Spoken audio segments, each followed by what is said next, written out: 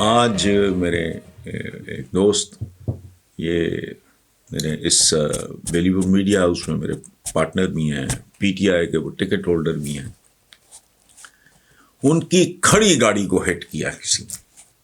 گاڑی کھڑی تھی، ان کی ایک بھانجی جاوید عمر کی اور ایک بھتیجا، یا اس طرح بچے شدید زخمی ہوئے.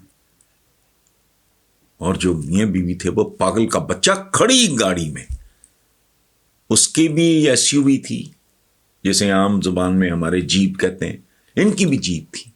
دونوں کا حشر ہو گیا. بچے بھی ہاسپٹل میں ہیں اور وہ جو میاں بیوی تھے احمق، بری طرح وہ بھی زخمی ہوئے. اور اس بے شرم بے حیا آدمی نے کہا کہ میں ذرا جلدی میں تھا. یہ مینٹالٹی ہے.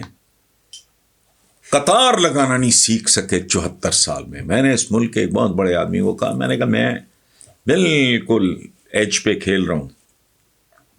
ایک فائنل فیصلہ میں نے کرنا ہے کہ ہم سارا کچھ یہاں سے بیچ باٹ کے جو بھی ہمارے پاس ہیں پھر انہیں ملک شفٹ کر جائیں. تو انہوں نے وجہ پوچھی تو میں نے کہا جی آپ 74 سال میں، آپ سے مراد وہ انڈیویجول نہیں، اداروں کی بات کر رہا ہوں، اگر اس قوم کو سڑک عبور کرنا نہیں سکھا سکے، اتنے ڈھیٹ ہیں کہ مسجد کے باہر کھڑی گاڑیوں کے پیچھے گاڑیاں کھڑی کر جاتے ہیں.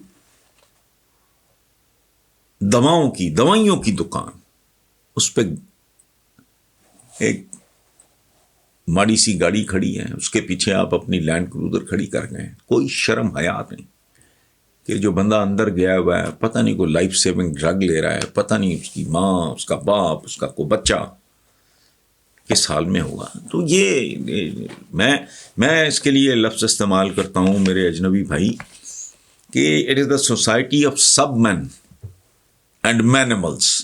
سب مین کیا ہے؟ جو مین ہونے سے 4-6 قدم نیچے ہے اور جانور ہونے سے 2-4 قدم اوپر ہے. یہ سب مین ہے. اور مینیمل کیا ہے؟ جو مین اور اینیمل کا امتزاج ہے، شکلیں انسانوں جیسی ہیں. اسی لیے میں لعنت بھیجتا ہوں اس تصور پہ، ہیومن رائٹس والے. تو یہاں جو لنڈے کے دانشور بیٹھے ہوتے ہیں اور خاص طور پہ خواتین، ان کا فیشن ہے وہ ویسٹ کو دیکھ کے، او بھائی وہ لوگ کہاں پہنچ گئے ہیں. وہاں 2 بچے کھڑے ہوں آئس کریم کی ریڑی پہ، وہ بھی آگے پیچھے کھڑے ہوتے ہیں. یہاں 10 ہوں گے تو جمگٹا کر لیں گے. تو ہیومن رائٹس ہمارے ہاں نہیں. ہیومن رائٹس کا ایک مطلب ہے، ہیومن رائٹس انسانی حقوق انسانوں کے ہوتے ہیں، جانوروں کے نہیں. جو کھڑی گاڑی میں گاڑی ٹھوک دے اس کے کیا ہیومن رائٹس ہونے ہیں؟